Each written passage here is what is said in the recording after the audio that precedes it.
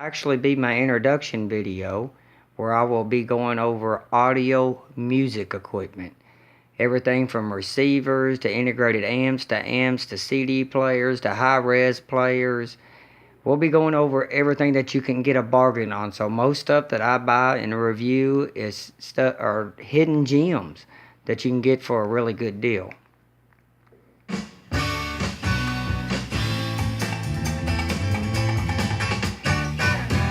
And later on, I will be going over the Klipsch KG 2.5s. They've been an amazing speaker. And I'll be going over the Pioneer 2-channel Elite high-res amplifier. I know I can't see that real good, but we'll go over it. It's powerful. CD players, I know they're stacked on top. I'm going to get a better stand for everything. I'm getting ready to have my own music room. There's the digital powered subwoofer. Most of the time, I don't use it. Sometimes, if it's a bad recording or something, I may bump it up just to blend in. But today, we're going to go over the Yamaha AX-497. They made this model from 2006 to 2010. Here's where I've taken the cover off. And it is a pure analog machine, because this thing is just not a machine. It is a friggin' beast. And you can get them at a really good deal. An integrated amp is basically your preamp and your amplifier together. There is no tuner built inside. No FM AM radio. No high-res player. And no Wi-Fi. No Bluetooth. But it is a power beast. You could actually run a DAC. And if you want to listen to high-res files, FLAC files, lossless files off the internet, you could buy you a really nice DAC and run into this and get you some high-end speakers, because this beast don't only have a lot of power, it has really, really good sound. The sound stage is awesome. Now I will say it's a little bit, a tad bit, on the bright side. There is no subwoofer hookups or nothing like that, but you can find a subwoofer that has a high input, and then you can run it. That's why I bought the Klipsch RD12. One of the main reasons why I bought that is a very high-end subwoofer, and I can actually, on my B speaker switch on this, I can actually run speaker wires straight, left and right speaker wires on B, run it straight to my subwoofer. And when I push the B button, then the subwoofer gets the signal, and as I turn it up, it blends in perfect with A speakers, which will be my front-mounted speakers. But this is the AX-497. I bought this one. It's a 2010 model, and I bought it new old stock, which means I bought it, you know, it's old, but it was still in the box. And the nice thing about this, it has a big, nice transformer inside. Really nice capacitors that are Yamaha capacitors.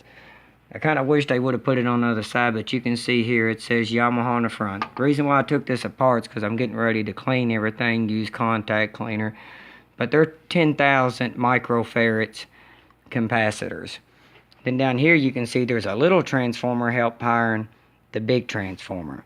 Now, you know, I've been thinking that, and I got in here and I watched where this little transformer here, where it's running through, and honestly, I think that little transformer doesn't power. I can see this wire here. Too much light. I can see this wire here running to the transformer, and it's on this board right there with you got two fuses here too. I'd like to replace the fuses with something a little better. But I actually think that transformer is for the phono stage, because it's got a built-in amp so you could play LPs or records. And then you got two really, really nice heat sinks in here.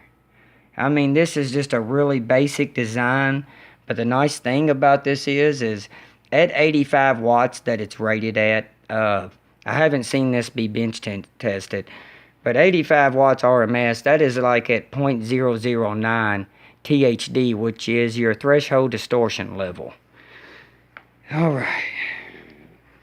But it is a very nice sounding amp. I will say it's just a very tad bit on the bright side, which is why you may want to hook a subwoofer up to it. But if you go out and you buy a very high-end DAC CD player, then no, you won't have to worry about that, because you'd actually use the DAC that was inside of the high-end CD player or your SA CD player. But yeah, somebody could just buy this. They wouldn't have to buy no internal amp or nothing. This does have a direct. It has a pure direct mode, and it has a CD direct amp mode, which means when you plug up a CD player to it, it goes straight to the amp. It bypasses all your tone controls, all the lights in the front, your input selector. It just goes straight to the amp, which is really nice, because that means if you have a compatible receiver, or or even a preamp, that you could use this just as an amp to send a signal to, and use this just as an amp, which is really cool. That's why I think it's really, really one of the best bargains you can get out right now, is the Yamaha AX-497.